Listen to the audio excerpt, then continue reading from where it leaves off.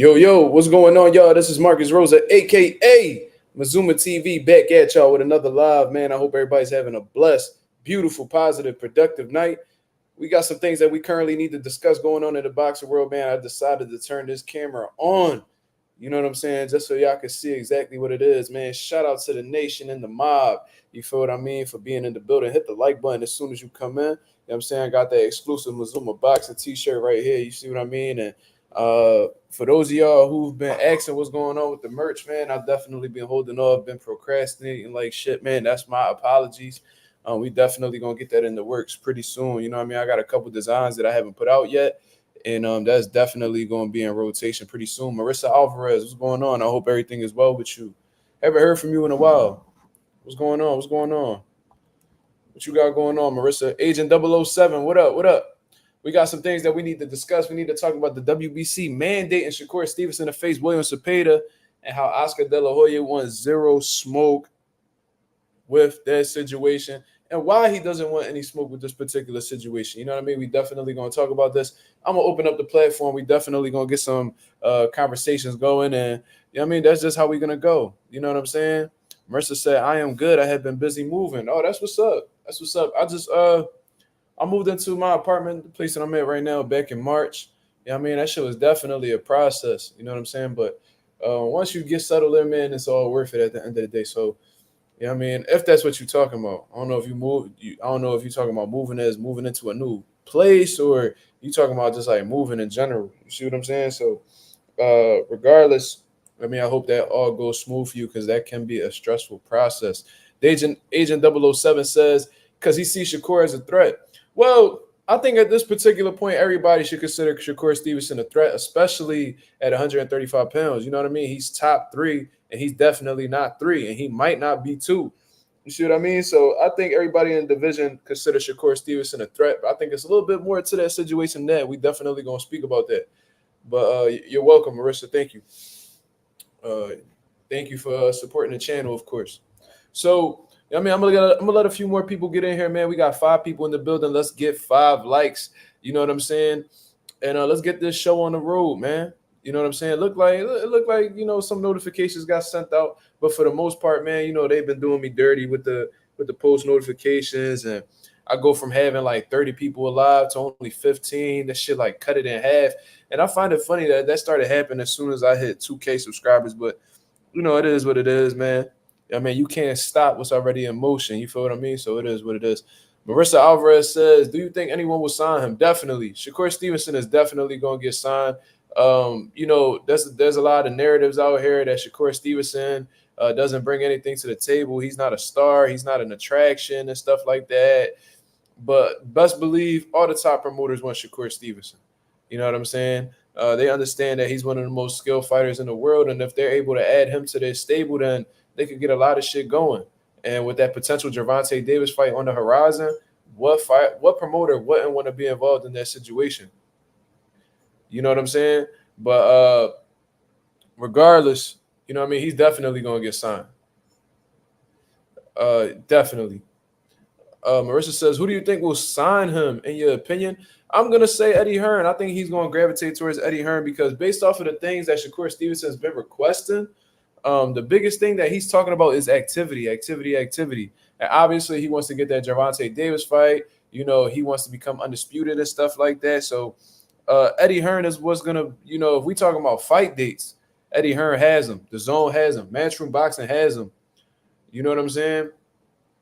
I think Eddie Hearn has the strongest possibility of signing Shakur Stevenson. A lot of people bringing up Floyd Mayweather, but who's to say that Floyd Mayweather is going to give Shakur the dates that he's looking for? I think his biggest thing that he could bring to the table for Shakur is possibly getting a Gervonta Davis fight, and that's not even guaranteed. In all honesty, they are on bad terms. But then again, Floyd has a good relationship with Al Heyman. I mean, they made names off of each other in the boxing world. So, maybe Al could, do that favor for Floyd. But besides that, I don't see what else Floyd will bring to the table besides giving him that Gervonta Davis fight. Eddie Hearn, on the other hand, he can make that Gervonta Davis fight happen. You know what I mean? He doesn't have no problem, working with any promoters. And of course, Shakur Stevenson wants it to be in association with Shakur Stevenson Promotion. So, Eddie Hearn doesn't have no problem doing partnerships. He's done it with Canelo. He's done it with Devin Haney. Most recently, he's done it with Jaron Ennis. So why wouldn't, Eddie Hearn encourage that? Why wouldn't he, take on that, role? Why wouldn't he take on that deal? It just seems like to me, I'm very confident. I'm very confident that Shakur is going to end up signing with Eddie Hearn. Eddie Hearn's the man of the hour at this point in time. So, why not? Why not sign with Eddie Hearn? He's giving these fighters everything they want. I mean, he's keeping them busy. He's giving them meaningful fights. You know what I mean? I don't see nobody complaining that's under the Eddie Hearn stable. So, it is what it is. I don't see why, Shakur wouldn't be encouraged to sign with him. I don't really see no red flags on Eddie Hearn part that'll make Shakur Stevenson step away. You know what I'm saying? Who do I think he should sign to? I mean, if I'm Shakur, I'm really looking at that Eddie Hearn deal. Especially if you want to do a partnership and you want to be you want to be on your own promoter type shit. I don't see why not. When do I see the Davis and Stevenson fight happening? I mean, who knows, man? I mean, it's all up to Gervonta Davis. Gervonta Davis is, the more popular fighter. He's what you would call the A side. So it's really up to him and when he feels like it. Obviously it's not going to be next because from what I'm hearing, the Tank and Loma fight is a done deal that's going to be happening at the end of this year. So, best case scenario, 2025. You know what I'm saying? Gervonta Davis says he got 6 to 7 fights that he got left. And after that, he's walking away from the sport. And he says Shakur Stevenson is in that lineup. So we're going to have to see exactly where Shakur falls in that lineup. Is he going to be at the beginning of that deal? Is he going to be at the middle of that deal? Is he going to be at the end of that deal?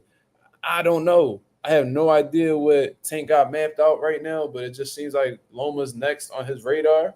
So, we just going to have to wait and see the result of that and, see if Shakur Stevenson is next on the list. If not, then, of course, it's going to continue to be prolonged and we just going to have to keep waiting until Gervonta feels like it. It all falls on when Tank feels like it. Agent 007 says, can Boots be active with Matchroom? Absolutely. From what I heard, Eddie Hearn said that Boots will be back in October, November. Eddie Hearn has the dates, man. Eddie Hearn has the dates, and that's why a lot of these inactive fighters that have dealt with like PBC or whatever, they're going over to Matchroom because they crave activity. PBC wasn't able to do so. You know what I'm saying? So they're going where they're able to get what they're looking for. And Eddie Hearn has the dates. He has the lineups. You know what I mean? So they're gonna gravitate towards him. It is what it is. Boots can be active with Matchroom, absolutely.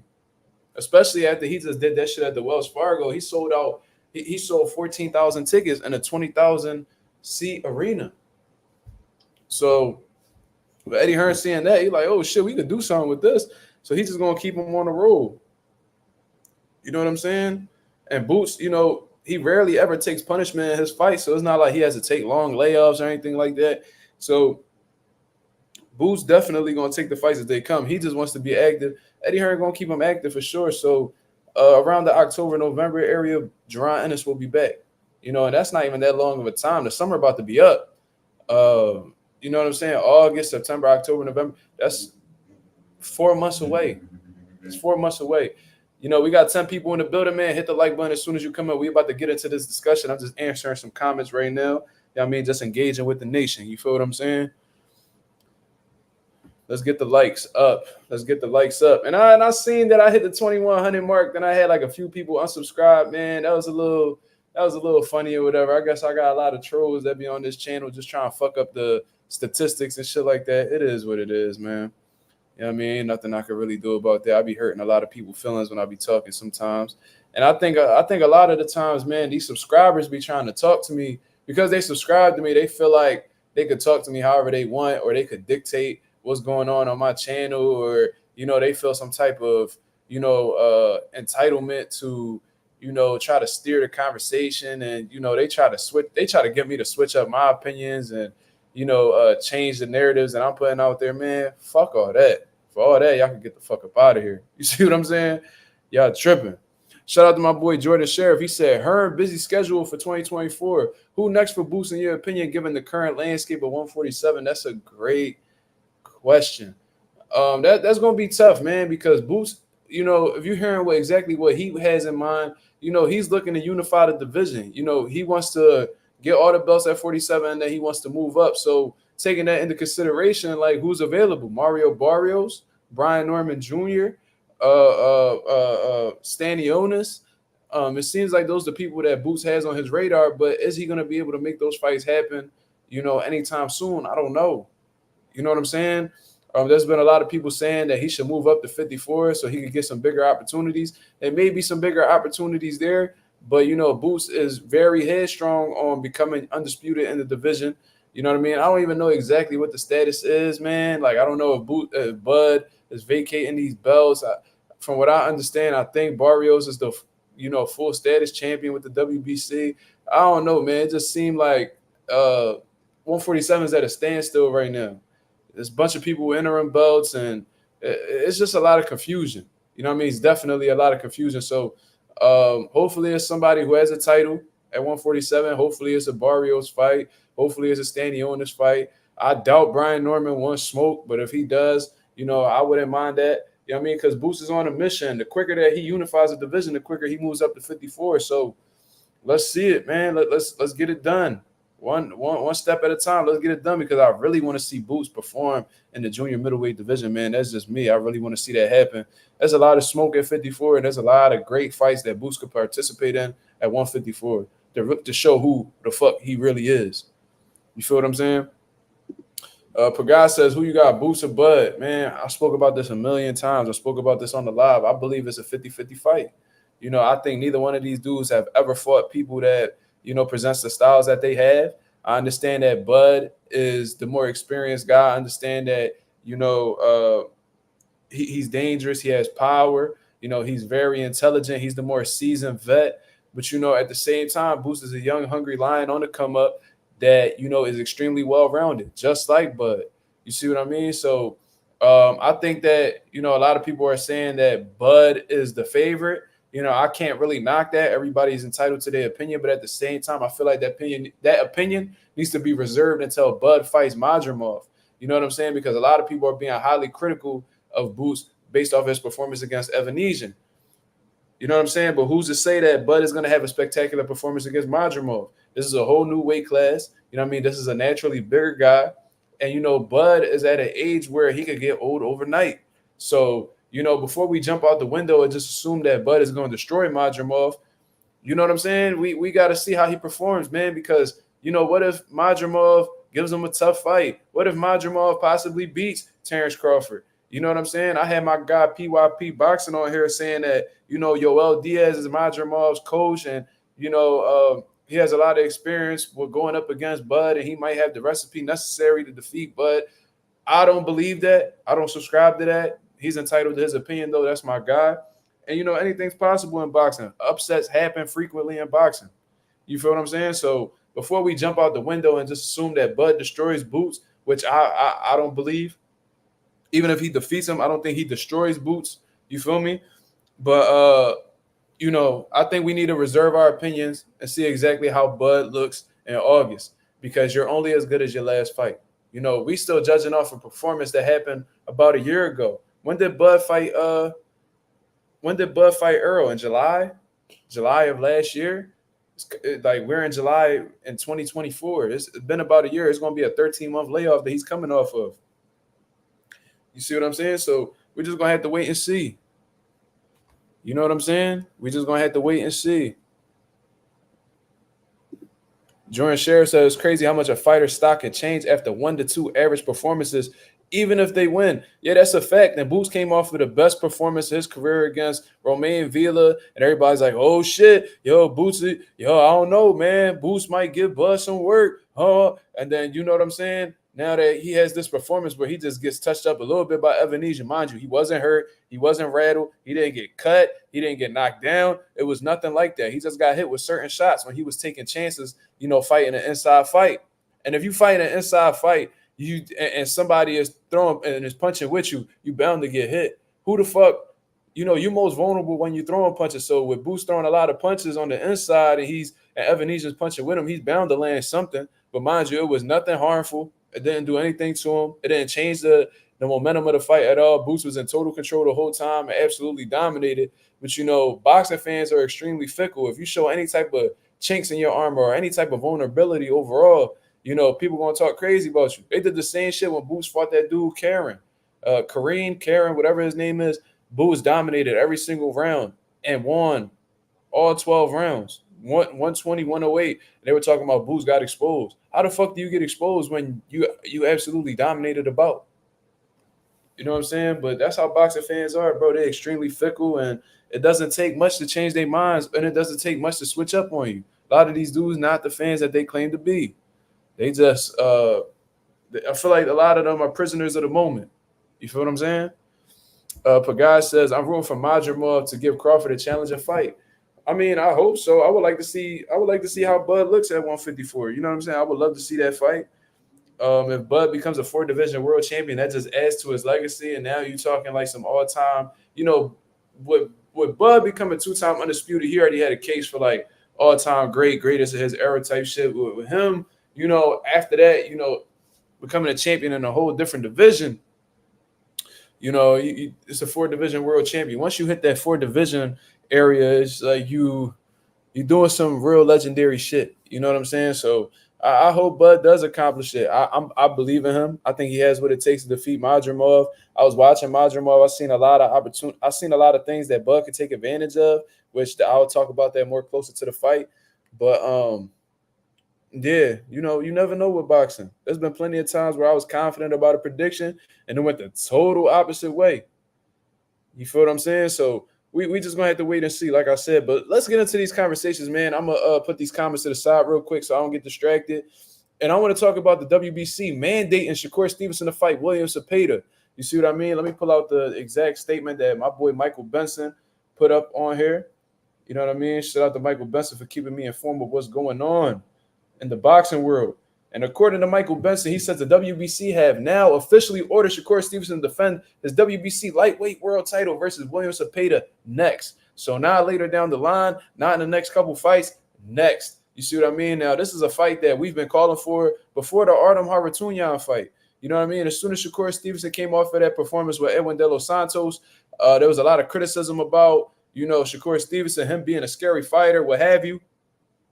And they were saying how, he's scared of punchers. He's scared of aggressive power punchers. You see what I mean? And I was saying that he either needs to rematch Edwin De Los Santos or face William Zepeda, a style like that in order to redeem himself and, get that stigma up off of his back, getting that reputation up off of his name. You feel what I mean? And, obviously he fought Artem Harutyunyan, a fight we really didn't want to see. He put on a spectacular performance. He dominated.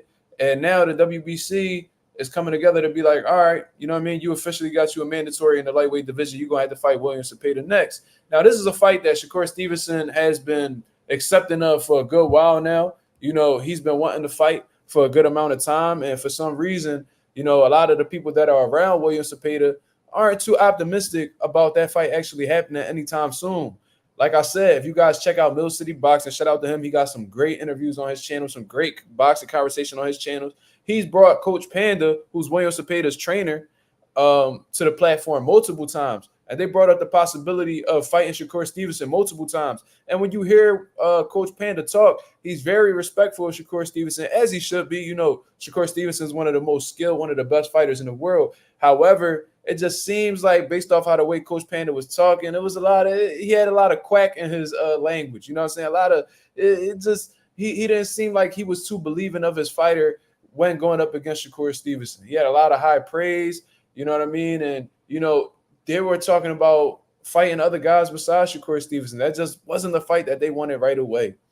You feel what I mean? So I was already, skeptical about William Zepeda's, team since then.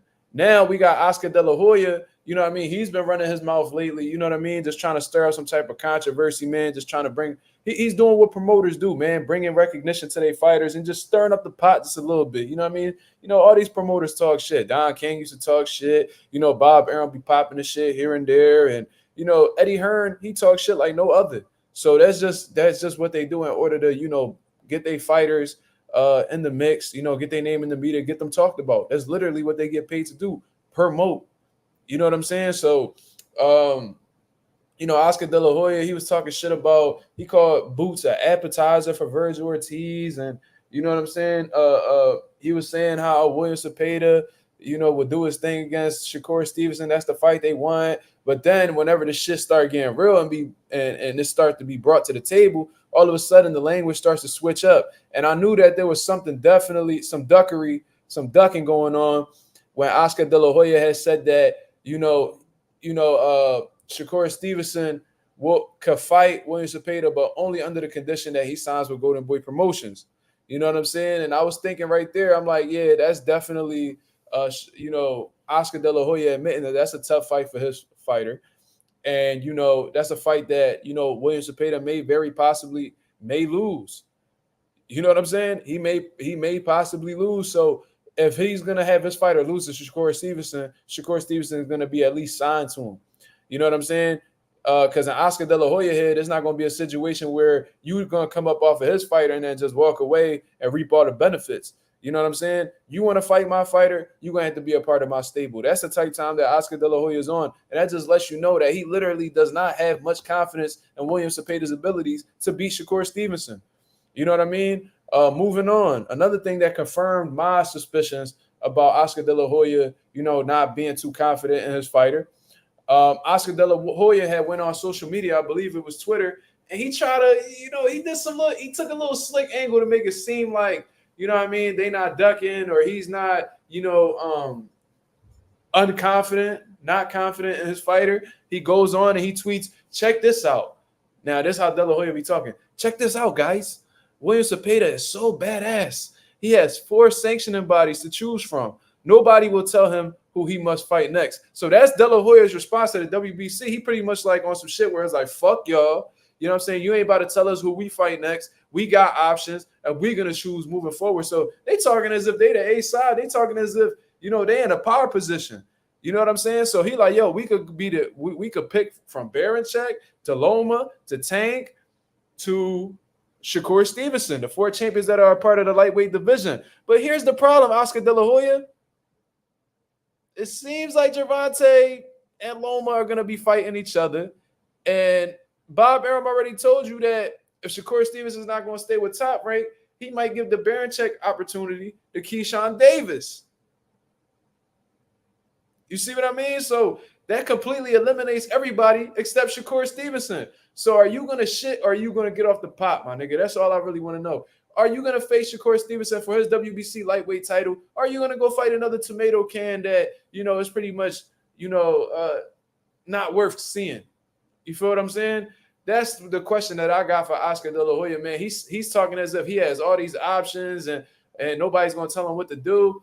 It's like, it just sounds scary, bro. Like, if you definitely believed in your fighter and felt like he could give Shakur Stevenson a run for his money or may possibly even beat him, I'm sure that y'all would have took on that number 1 spot in the WBC with the quickness. But it just seems like y'all pulling back on it. It seems like y'all rather weigh out y'all options with the other champions in the division because y'all understand that Shakur Stevenson may be the most difficult fight for y'all stylistically.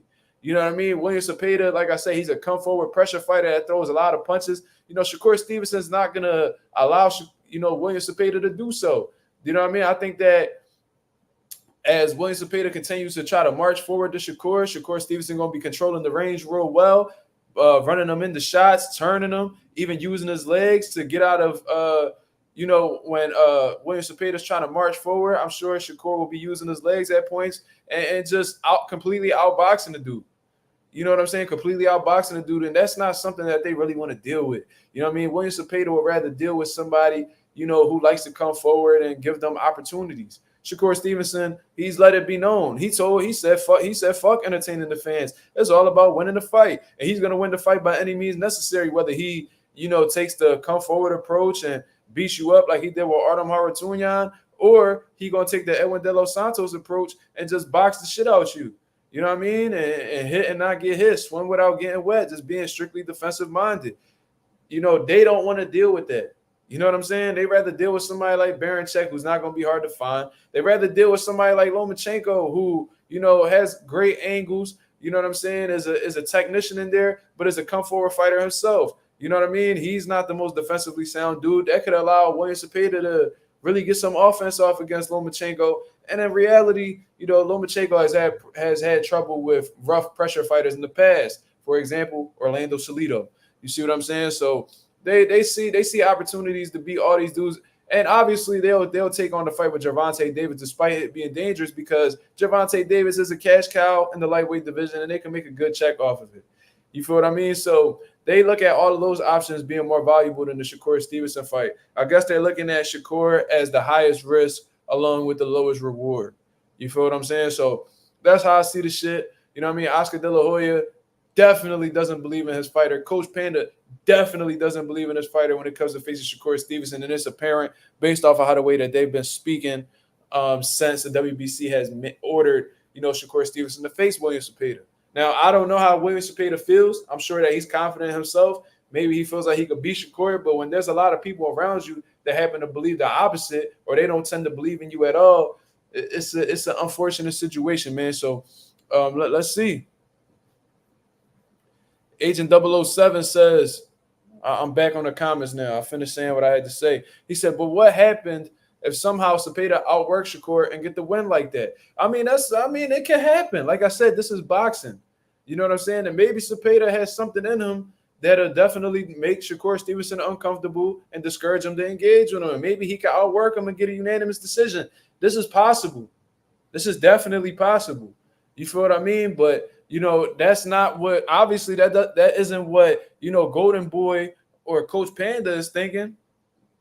They thinking the complete opposite. They thinking what happens if, William Zepeda gets outboxed? What if he's not able to hit Shakur? You know what I'm saying? Maybe that's definitely what they're thinking because if they weren't, they wouldn't be speaking like this. It's a lot of duck talk right now. Oscar De La Hoya confirmed that for me when he ended that statement with saying nobody would tell him who he must fight next.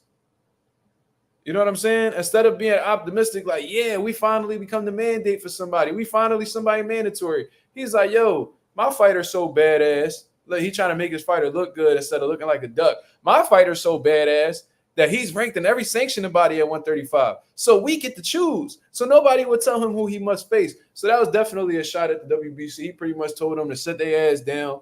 You know what I'm saying? We the ones who are in the power position because we ranked in every sanctioning body. And if we choose you, we'll let you know. That's exactly what Oscar De La Hoya said. You know what I'm saying? It's not much confidence on their side. That's all I'm gonna really say about that. It's not much confidence on their side in terms of facing Shakur. They're not optimistic about Shakur Stevenson, the Shakur Stevenson fight. And they're not confident in their abilities to beat him. Obviously, they know that stylistically it's not in their favor. You feel what I'm saying? So that's just what it is.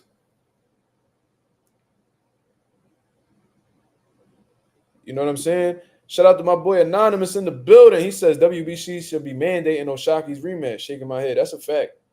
That was an inside job, man. That was clear as day, man. Once I heard the scorecards and the first scorecard read that Kansei Sao was, I think they said 116, 112. Kansei Sao, I was like, oh, that's some bullshit going on. They took a long time to get the scorecards together too. It was some bullshit, but apparently from what I heard, Oshaki had 2 fights left on his top rank deal.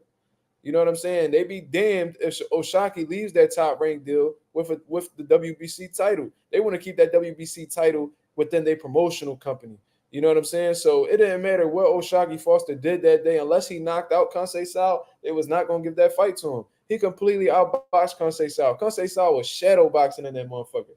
Oshaki there wasn't many moments where that man even got hit. It was so easy. It was so fucking easy. Anywhere else, that would have been a clear unanimous decision for for Oshaki Foster. But obviously, Oshaki fell victim to the politics of boxing. You know what I'm saying?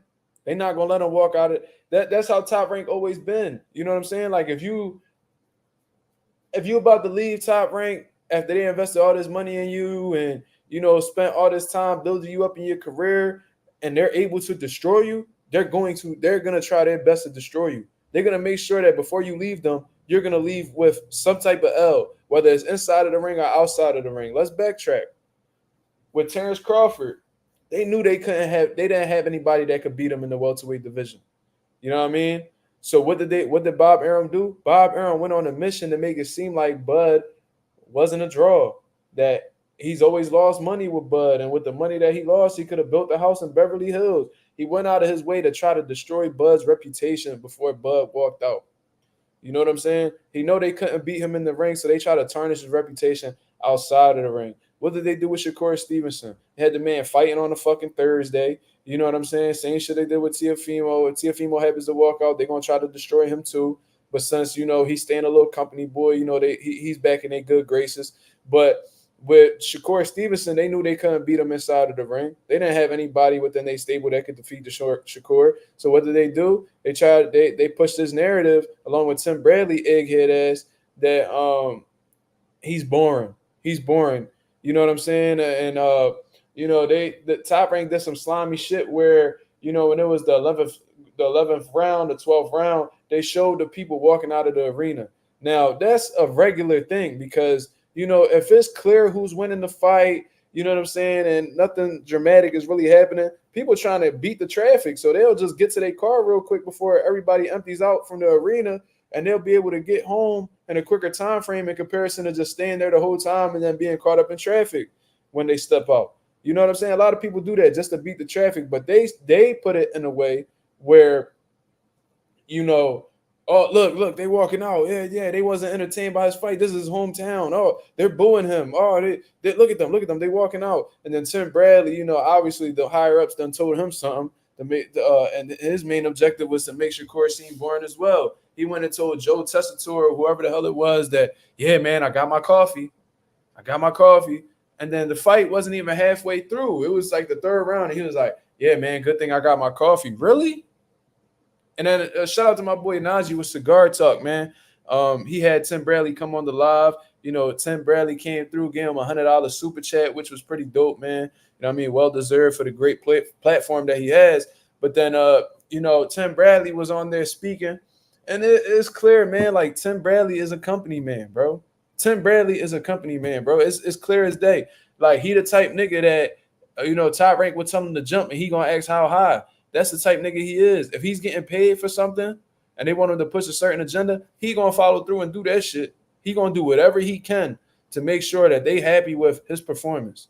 You know what I mean? Even if it's selling on a fighter that you was pushing at one point. I just find it so ironic that, Tim Bradley was talking all this shit about Gervonta Davis and how Shakur Stevenson will beat him. And he was so confident that Shakur will beat Tank and went out of his way to disrespect Tank, talking about personal issues and shit like that. Then all of a sudden, Shakur Stevenson walks out of the door with Top Rank, and he switches his whole approach up. You know what I'm saying? All of a sudden, Tank is gonna beat Shakur, and Shakur is soft. He was on Najee's platform talking about Shakur soft, and you know what I'm saying?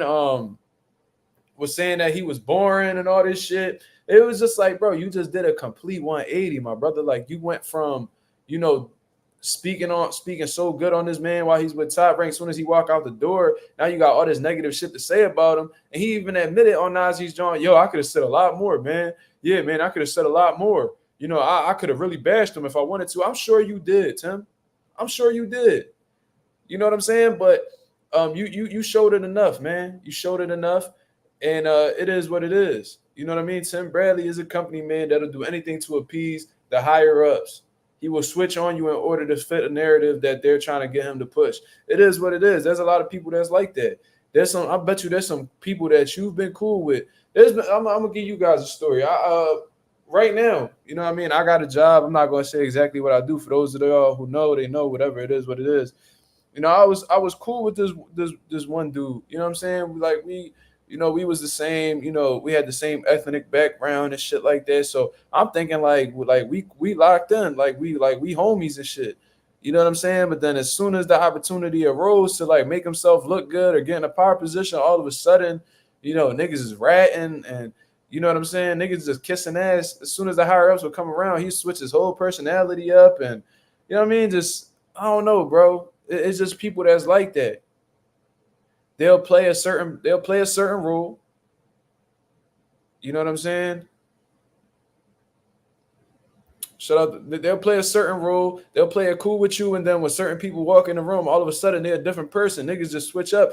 That's how Tim Bradley is. Do y'all remember when Top Rank was pushing Loma as if this nigga was the next coming of Jesus. Do y'all remember that?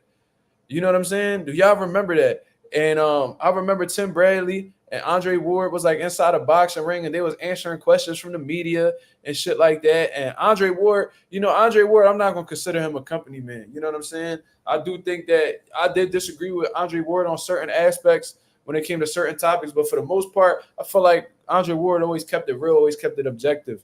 But I remember like they were both having a debate back and forth about who's pound for pound number one. You know what I'm saying? Who's better than who? And the debate was Terrence Crawford and Lomachenko.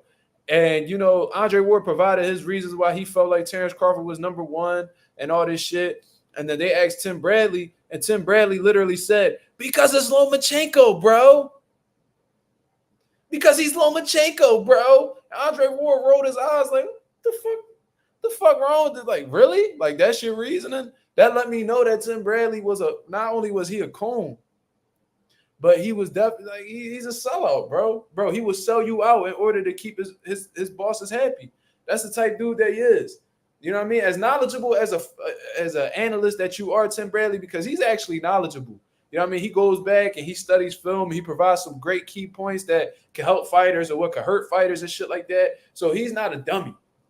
But Andre Ward, what makes Tim Bradley such a snakish person is that he knows what he's doing. There's people that's completely ignorant and will just follow through with whatever people tell them. Tim Bradley knows what he's doing, but he'll still go out of his way to, push narratives and, avoid, he'll sell out his own people for $1. That's just the type of person he is. People at jobs are like that for real. That's a fact. My boy Jordan said, "I wonder if they tried that shit with Floyd when he left Top Rank to become a free agent." Well, the thing is, I don't think Floyd gave them the opportunity to try to destroy him because he bought himself out that contract right away. He paid that $750,000 and dipped up out the room. You know what I'm saying? But they were trying to marginalize him in terms of like being a star. Floyd felt like they was just prioritizing Oscar De La Hoya and they didn't give a fuck about him. So he was like, "You know what, man, I'm gonna get up out of here." You know what I'm saying? He asked what he could do. They asked him, they had their price. Floyd cut the check and then he dipped out. So it wasn't like he let the contract ride out like Shakur did or what Terrence Crawford did. He asked what the price was. They gave him a price. He paid it. They let him step out. So I don't think they really had the opportunity to try to destroy Floyd. But I think even then, man, Floyd was such a monster at that time. They couldn't really set him up, man. They couldn't really line him with nobody that could have beat him at the time. You feel what I mean? So I doubt it. My boy Anonymous said, "Yeah, I can't lie. You were right when it came to Tim Bradley, Mazuma. You were right about Floyd, too, when it came to poor promotion of his TMC fighters." That's something that, bro, I've had people that were close friends of Floyd walk into my gym and talk about how Floyd is the most selfish person in the world, great boxer, but like a horrible person. And, bro, I had heard multiple stories about Floyd that I've never even shared with you guys online. But, the proof is in the pudding, bro. Like, if you got multiple fighters under your promotional stable speaking out against you and saying how there was a lot of empty promises and how, they ain't do shit that they said they was going to do. And, you can't get any fight dates. Where there's smoke, there's fire, bro. Like if they all saying the same shit, it must be true. One person, two people might be crazy, but the whole room crazy?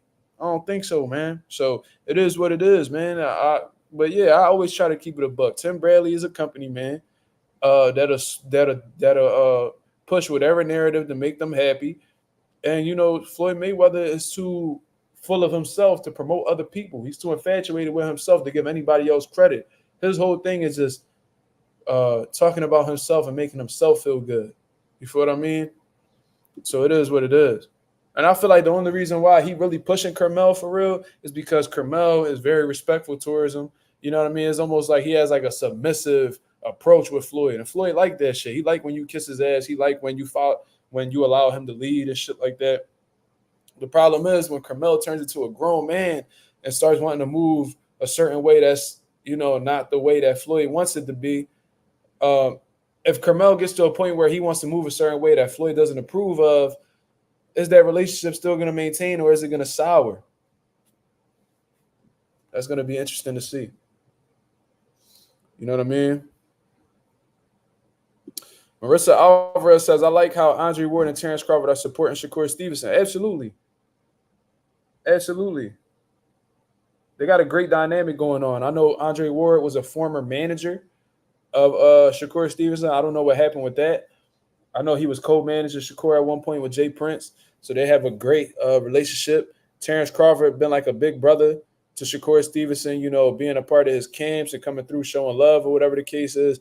Yeah, they got a great dynamic. And Floyd showed up as well, man. That was a legendary picture when they had Andre Ward, Terrence Crawford, Floyd, and Shakur all in one room taking a picture together, and they all coming together to support Shakur. I think that was for the Edwin De Los Santos fight, man. That shit was dope as fuck to see. When you got them three legends, when you got them three legends there rooting you on, bro, it's like, how can you lose? How can you lose? You know what I'm saying? My boy J Cash said, yo, brother, it's my birthday. Yo, happy birthday to the boy J Cash, man. One of my day one Mazuma Nation people. You know what I'm saying? Shout out to the boy J Cash, man. I hope you have a blessed, you know what I mean? A blessed birthday, man. I hope everything went well with you and your family. And I'm wishing you many more healthy years in life, my brother. Shout out to the boy J Cash, man. I wish my fucking sound effects and my speaker was working so I could hit the siren for you and all that shit. But you know what I'm saying? Happy birthday to the boy J Cash, man. Shout out to the boy J Cash. Marissa says, do you like Carmel working with Floyd? At this present time, I do. I think that Floyd is gonna push Carmel really well and get him recognized amongst the people, just like he did when Gervonta Davis was on the come up. And if you get that Floyd stamp, there's definitely gonna be a lot of eyes on you, which is a plus for Carmel. So, you know, I like it so far. I think that Carmel's in a good situation. They taking really good care of him over there. And I seen that Carmel ain't had no fight days lined up, and on 2 weeks' notice, Floyd was able to squeeze Carmel on that Jorge Masvidal and Nate Diaz undercard, which was dope. You know what I'm saying? So that let me know that Floyd is like actively backing Carmel on some financial shit. Like, all right, how much this slot on this card cost? Yo, if I give y'all this much, can you put my boy Carmel on this card? Like, he really hustling to get Carmel active and getting his name out there. You know what I mean? But yeah, happy birthday to the boy J Cash, man. Real good dude, real supportive brother, man. And you know what I mean? I hope everything went well with you. And I hope that you celebrated this weekend, my nigga. If you ain't celebrated last weekend, fuck it. Celebrate. I hope you celebrated it last weekend. I hope you celebrated this weekend. The rest of this month, you know what I'm saying? Just do your thing, man. Enjoy, you know what I mean, this new chapter in your life. You know what I'm saying? Wishing you many more. You feel what I'm saying? But yeah, man, that's pretty much it in terms of shit. I've been all over the place in all honesty. But let me see exactly what my boy Jordan Sheriff is saying. He said, I feel like Floyd will only push fighters that won't talk for themselves or have their own opinions. Yeah, it's almost as if he's, like I said, he's only willing to push fighters that have like a submissive approach to him, that they just, fall back. Hold on, I'm sorry, I got caught up in the comments. This is exactly why, I try to hide them, because I don't know, I got like a short attention span and I get distracted very easy. Like I said, Floyd is almost like he wants people to have like a submissive approach, as if they're women or something. They just sit back and just allow you to lead and just do everything exactly how you want. It's like he just wants you to follow his lead and just be cool with whatever he wants to do. You know what I'm saying? But what happens is, once you start to get to a certain status, you get to a certain age where you just want to do your own shit. Floyd Mayweather don't like that. He don't like when you go against him. It feels like, to him, it's like you going against the grain or you backstabbing. And when in reality, you just want to be your own man. You want to be your own person. You know what I'm saying? Leonard Ellerbe did that. He wanted to branch out and, work with Gervonta Davis. Floyd felt the way about that, so he kicked Leonard to the curb. Gervonta Davis wanted to be his own person. He wanted to, move however he wanted to move, and Floyd didn't like that, so he started beefing with his guys. So it's almost like he wants his fighters to be yes men, like shut the fuck up and just let me, dictate your career type shit. Floyd is extremely egotistical, agent. We all know that. He's always been like that. He tried to make it seem like that was like the pretty boy Floyd personality. That's who you really are. That's why it was so easy for you to make that transition. You know what I'm saying? My boy Asing says, Mazuma, weird question. Do you think Shakur defense could hold up the Boots offense? That's a great question. No. No, not at all. I think that Boots' offensive creativity would have definitely thrown Shakur off. I think the hand speed is definitely there, and the accuracy as well, man. I think the accuracy, the hand speed, with the offensive, with the he punches in combinations, bro. So it's like Boo's not the type dude that'll just throw one punch or two punches and Shakur sees both and he's able. No, Boots punches in combinations, man. Like I was watching that Evanesian fight back, man. He threw like five left hooks in a row. You know what I'm saying? He punches in blistering combinations, and it's almost like you know you might be able to avoid like a pistol that shoot two or three shots.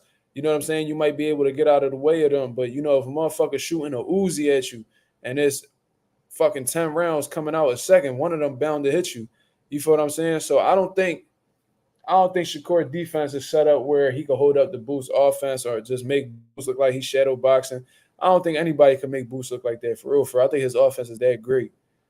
You know what I'm saying? And I just think that, thank God Boots isn't in. Thank God Shakur is not in the welterweight division. That's all I know. I don't think any of them dudes could fuck with Boots. I think Boots is more talented than all of them dudes. They just happen to be more accomplished than him because they had more opportunities.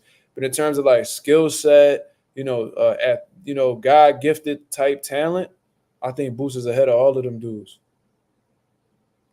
Yeah, yeah, I know you know that. I would hope that you know that they're in different weight classes or thing. But yeah, I know what you're saying. Like, can Boost defense stand up? I mean, can Shakur defense stand up to Boost offense? I don't believe so. I don't believe so. If you really think about it, like Shakur Stevenson don't really got any type of head movement. His defense is basically like the small steps he takes backwards and stuff like that, and then he pulls a lot. He pulls a lot. You see what I mean? So it's not much variety to Shakur's offense. It just so happens that the defense, I mean, there's not much variety to his defense. You know what I mean? But the things that he does do defensively is extremely effective. You know what I mean? Let me see. My boy Ralph in the building. He said Floyd still think it's the 2000s and the early to mid 2010s. He can't accept that he isn't relevant in the sport as he once was. Yeah, absolutely. But the thing, and it happens to most of like the old legends. Like they just can't get over the fact that they're not them guys anymore, and that's why they grow real bitter towards like the younger generation, to the up and coming generation and stuff like that. That's why a lot of these legends don't really be wanting to reach out to the new guys or the relevant guys because they low key want to be in their spot. You know what I'm saying? And Floyd, he helps guys out. He gives people advice. He's helped out some dudes. You know what I mean? But I think he does that just to maintain some sort of relevancy. I don't think he really does it like because he cares about the fighter or he just has like he got a lot of he's generous or anything like that. I think he does it to satisfy himself.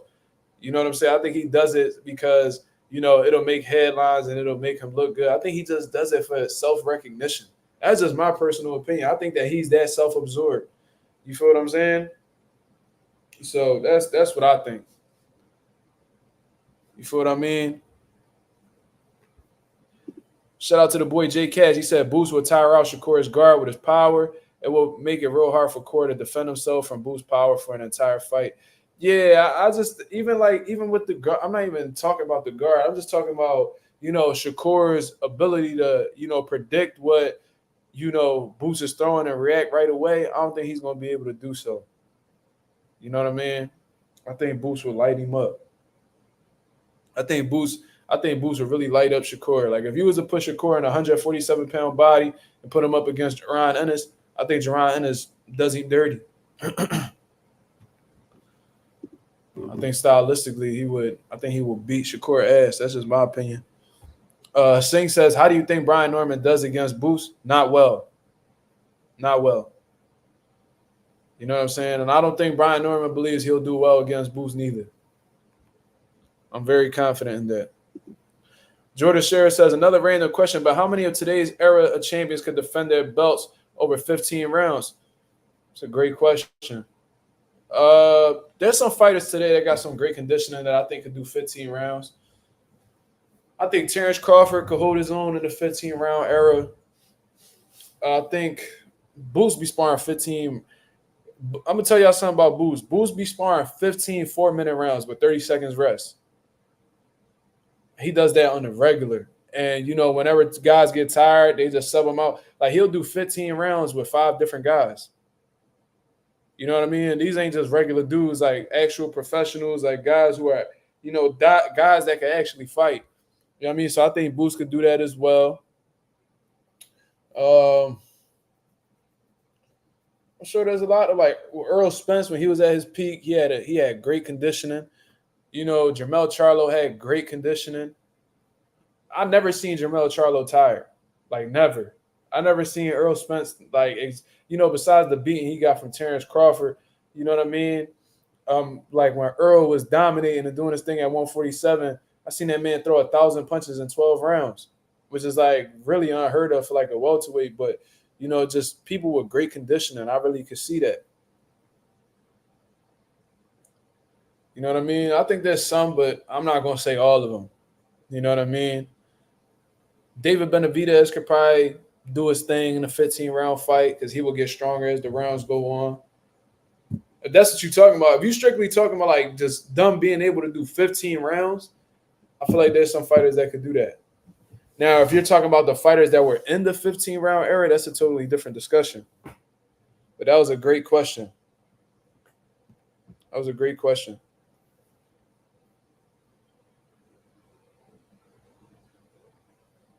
Ralph says Brian Norman was getting whooped on by Santillan before he stopped him.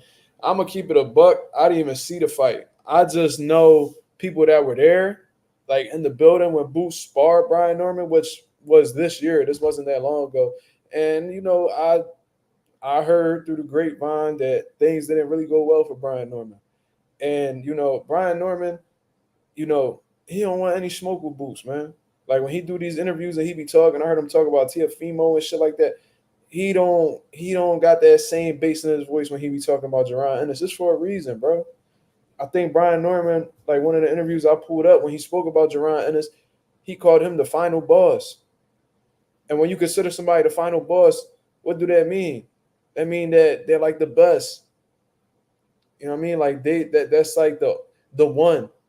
You know what I'm saying? That's how he look at Boots. He don't measure up to Boots, man. He's not gonna take that opportunity unless it makes a lot of sense. Trust me. Trust me, he's not gonna take that fight unless it's a substantial amount of money. He's gonna try to explore other options. He feel like Tiafimo will be easier. That's the route he want to go down. It is what it is. Yo, Ralph, you definitely trolling. He said Canelo could probably compete in the 15 round era. He has good conditioning. Plant would also. Okay. Yo, listen, man, I got a lot of respect for Caleb Plant. I think he's extremely skilled, but that boy Gas Tank, that shit not holding up in no 15 round era, man. That boy mouth be open by the 6th round. He'll cook you for them 4 or 5 rounds. Once that 6th round kick in, that boy gasping for air. Gasping for air. You know what I'm saying? He said Boots is Bowser and boxing is Super Mario World. Nobody trying to face the boss. That's hilarious. I think a lot of these dudes don't. I think that they when they speak about Boots, they be like it almost be like they walking on eggshells. You know what I'm saying? Like when Tiafimo was like 27 of the 3 division world champion. Oh, yeah, that sounds pretty good to me. But it's like, come on. You know that, if you were to go to 147, Boots is not an option for you.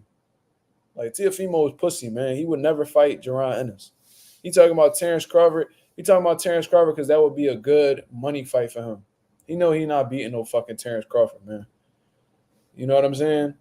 But I bet you he'll fight like a Mario Barrios. Everybody hunting for that Mario Barrios fight because they feel like he got holes in his game that they could take advantage of. But you don't never really see nobody being optimistic about fighting Boots. It's for a reason.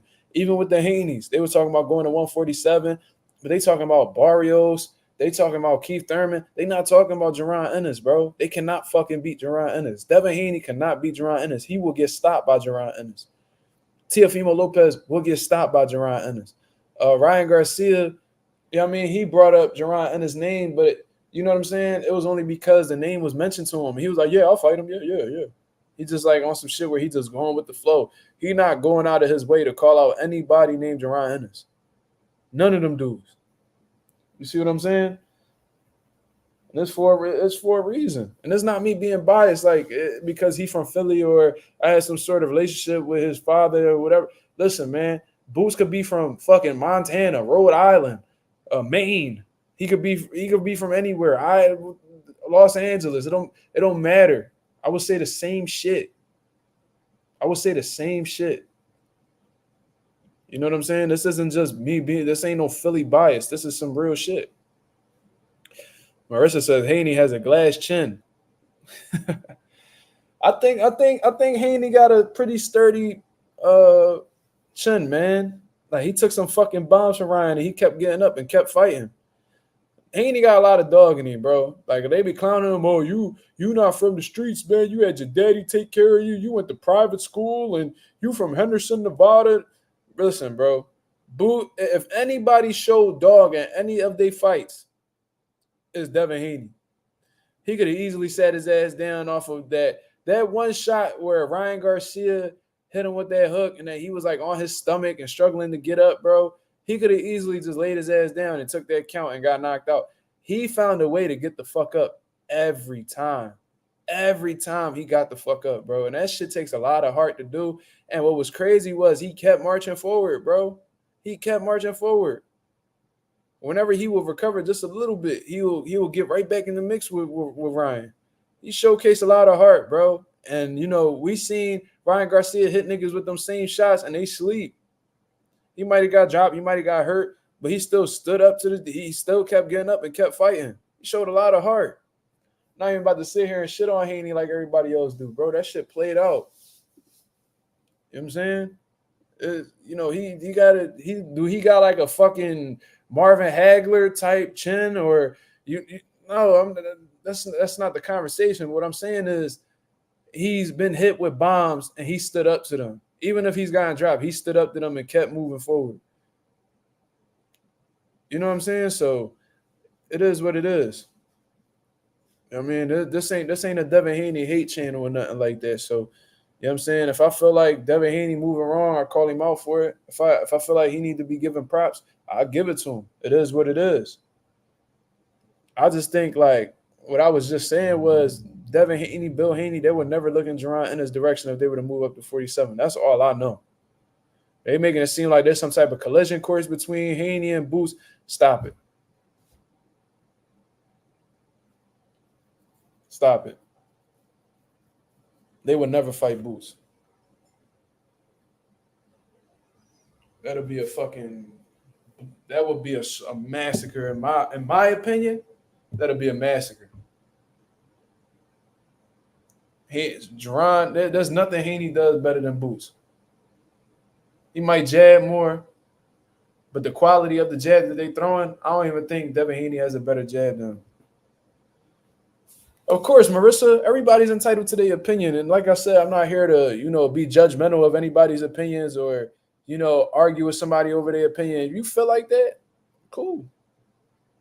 Cool. You know what I'm saying? But I'm going to always say how I feel about a situation. You know what I'm saying? If you feel like he got a glass chin, it is what it is. But I think, based off of from my analysis, me being in the boxing game for however long, I've been in the boxing gym since I was 5 years old, bro. My dad was a fighter. My dad's family I came from like a fucking lineage of fighters, bro. Mom and dad's side. You know what I'm saying? Like my uncle was a fighter. He trained out of Joe Frazier gym. Like I've been around for a while and I've seen people show like pussy. You know what I'm saying? I've seen the people that talk so tough, they get hit with certain shots and then they stepping out of the ring or they looking for a way out. Devin Haney has showcased a lot of heart, bro. He's built for boxing. Is he one of my favorite fighters? No. Am I a fan of him stylistically? Is he like one of my go-to fighters to tune into? No. But one thing I can't dispute is that, he's a quality fighter. He has a shit ton of heart. And first of all, he got a lot more heart than these average street niggas that they be talking about. People be thinking since they grew up dirty and they, you know what I mean, they grew up with roaches in their crib that they so tough. It's a lot of them that's, dirty and pussy.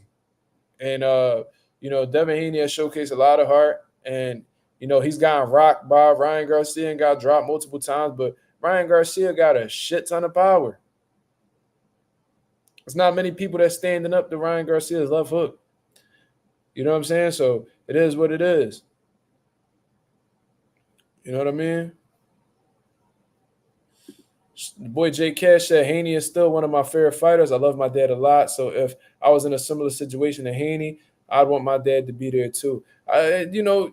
People always like bring that up whenever they talk about why they dislike Devin Haney. And it's like, bro, what the fuck the dad got to do with the son? You know what I'm saying?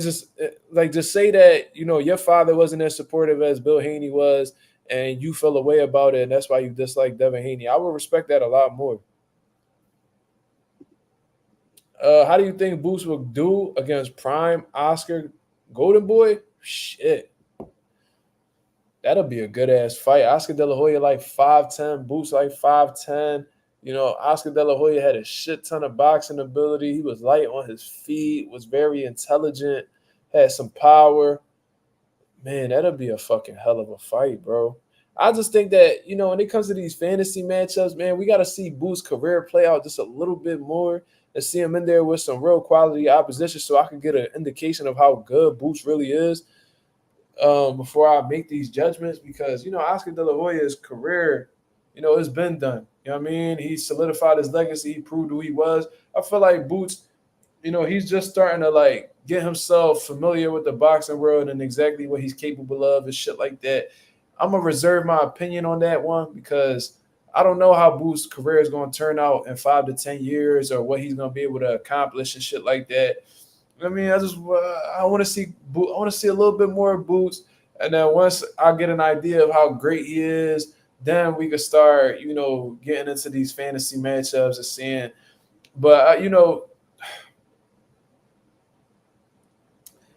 De La Hoya would definitely have trouble with Boots. The athleticism, the elusiveness, the speed.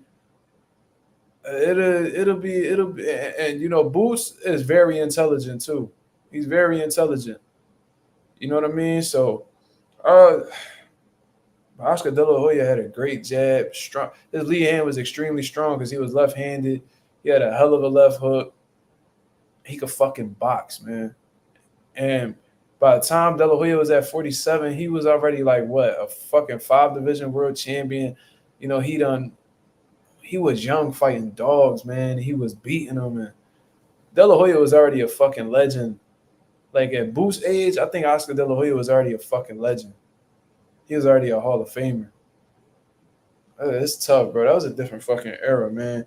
Let's look back on Oscar De La Hoya. How old is Oscar De La Hoya right now? Let me see. Oscar De La Hoya, age. He's 51 right now. So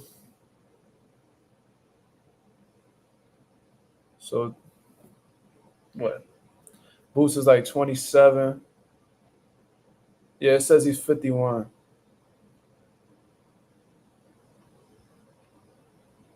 So 24 years ago. So let's check Oscar De La Hoya back in 2000. Because at 2000, he was the same age as Jerron Anderson is now. Let's take a look. Oscar De La Hoya did some crazy shit, bro. He was a fucking animal. Let me see.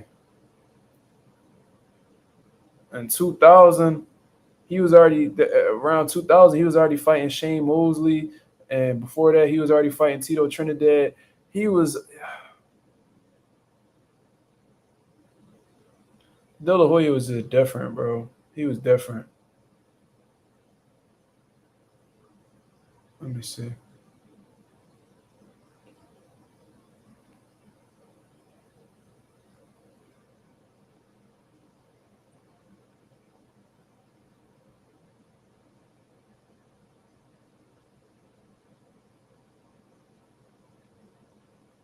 Oscar De La Hoya fought.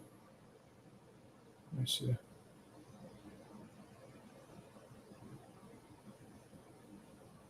Trying to check out something real quick. Who he got his first world title against? Oh, all right. Yeah. So he got his first title at 130, 35, 40, 47. He was already a 4 division world champion by then, bro. That's crazy.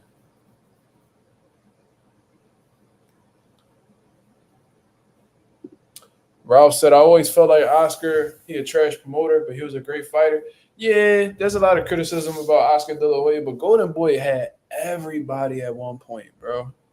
He had the fucking boxing world in his hands. And a lot of people made the case that Floyd Mayweather was a Golden Boy fighter because all Floyd did was get checks from Golden Boy after his fights. He done fought every fucking Golden Boy fighter in the book. And Floyd was like, y'all might as well call me the Golden Boy because I'll beat everybody y'all put against me. Oh, blah.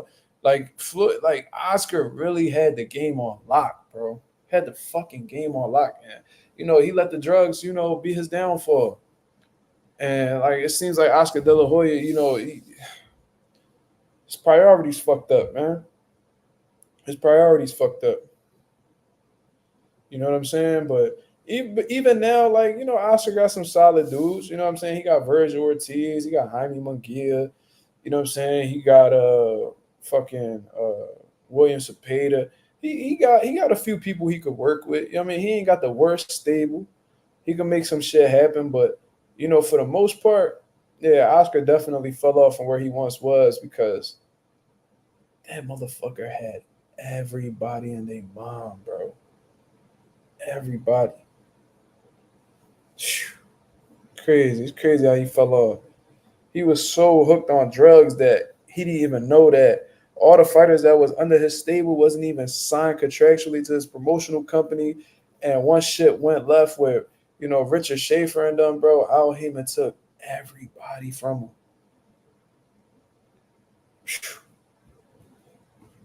That's how you know that when Rick James said cocaine a hell of a drug, that shit is facts. Jordan Sheriff said, really hope Boost fights Ben now that he signed with Matchroom just so he can get the KO number 30. Bro, I ain't even gonna lie to you. I completely forgot about him fighting Conor Ben. Like when he first signed with Eddie Hearn, I'm like, yeah, that Conor Ben fight gonna happen now. But now since like the whole Cody Crawley and the Ebenezer shit unfolded, bro, it's like Conor Ben been extremely quiet, man. Listen, man. Look, Conor. You know what I'm saying? You the son of a legend and all that shit. You got caught on PEDs and everybody looking at you like a cheater. You can't even fight in your home country. You know what I'm saying? So you might as well bring your ass to the States. You acting like you want a world title shot so bad. Why don't you come over to the States and come prove yourself, man? Go fight you, Jerron Ennis. You know what I'm saying? It don't gotta be in Philadelphia. It could be anywhere in the States. You know what I'm saying? You done fought in Vegas. I saw you fought in Florida and shit like that. So why not? Why not? Why don't you go take on the opportunity and fight for the IBF welterweight title of the world? I mean, you talking about fighting old ass Pacquiao and all that. You ain't gonna get nothing out of fighting that 40-plus-year-old man. Why don't you fight somebody that's around the same age as you, that's at their peak just like you, and could fucking fight? And regardless of the situation, whether you win or lose, you know what I'm saying? At least people gonna be like, all right, man, like, you know what I mean? He fought Boots. A lot of people don't want to fight Boots. And you could keep getting opportunities from there, bro. That one loss ain't gonna destroy your career. You know what I'm saying? But Conor Ben, he's a whole lot of talk, bro. He's a whole lot of talk. He want easy pickings. He don't really believe in himself like that, and that's why he used performance enhancement drugs in the first place. He moved up. He was gonna move up 2 weight classes to fight, Chris Eubank. He was insecure about his, abilities against Chris Eubank, so he did everything he could to try to get, even out the playing field. But my thing is, if you know it's an uneven playing field, why the fuck are you taking a fight, dummy? He was so unsure of his chances against Chris Eubank that he did whatever he could, to have some type of shit to go up against Chris Eubank with. I mean, using substance that boosts his testosterone and all that shit. Come on, man. Conor Ben an insecure nigga, man. He all mouth. Try to be tough with that UK accent. Ain't nobody believing that shit, bro. Ain't nobody believing none of that shit that you on. Niggas already know you saw, so you might as well just shut the fuck up, put your head down, you know what I mean, put together a game plan and go out there and fight. Because don't nobody believe that tough shit that you on. You know what I mean? You ain't never been through shit. You know what I'm saying? You ain't no killer. Niggas is not worried about you. And we know you a drug chief, so you're not confident in yourself. So, you know what I mean? Cut out the tough guy shit and just fight, nigga.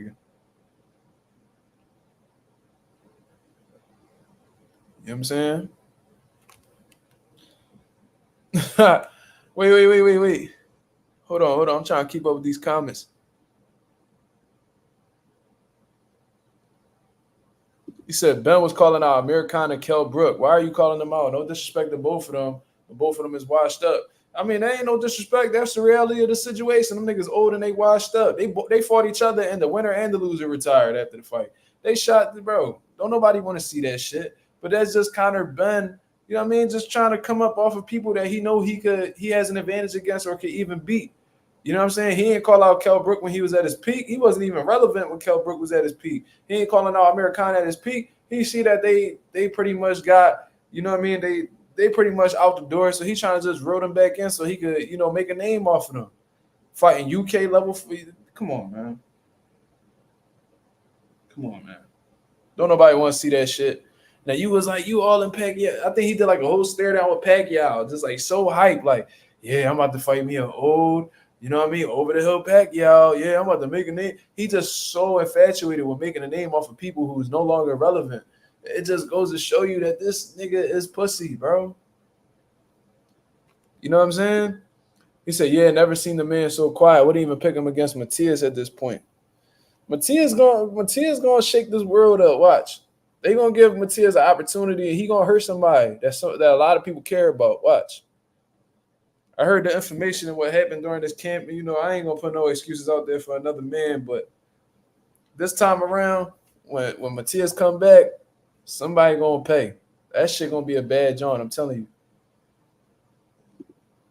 The Singh said Ben just posted on his IG he's coming for the number one spot at 147. Well, look no further, my brother. Look in Jerron Ennis' direction if that's what you want to do. Get that fucking fight going. Stop bitching. I mean, make that shit happen. Go hit your boy Eddie up and say you want that fight. Boots would definitely take that fight. You know what I'm saying? So let's get it popping.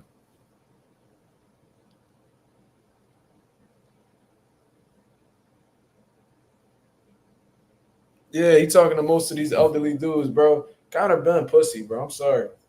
I already confirmed. They already confirmed that when he cheated, when he got caught with the PEDs. But me watching him just want to, you know, take advantage of over the hill fighters. Just and it's a consistent theme. It just goes to show you that, you know what I'm saying? He don't really want to fight the top dogs for real. He just want to make names off of people that's over the hill. But all right, y'all. That's pretty much my live for the day, man. I appreciate everybody that came through and showed love and contributed to the conversation. You know what I'm saying? We got a lot of boxing talk out of the way, and we had some great questions as well, man. Shout out to Ralph, Jordan Sheriff, of Singh, Jay Cash. Happy birthday to Jay Cash once again. Jordan Sheriff, everybody that was in the building and contributed to the live, man. If y'all didn't see my video that I put out earlier, man, please go check it out. I'm gonna tell you guys the title right now. Please go check out that latest video that I put out, man. You know what I mean? I've seen it's already getting a lot of views and stuff like that. It was Oscar De La Hoya looking to have William Zepeda, duck Shakur Stevenson. So please be on the lookout for that. I gave out a lot of information, a lot of game on that video. Just providing my opinion on exactly why Oscar De La Hoya is doing what he's doing. You see what I mean? So be on the lookout for that. I'll be back with another video tomorrow afternoon, and I'll be live tomorrow as well. So be on the lookout for that. This is MarkMazuma TV. Thank you very much for tuning in. I hope y'all have a blessed, beautiful night. Peace.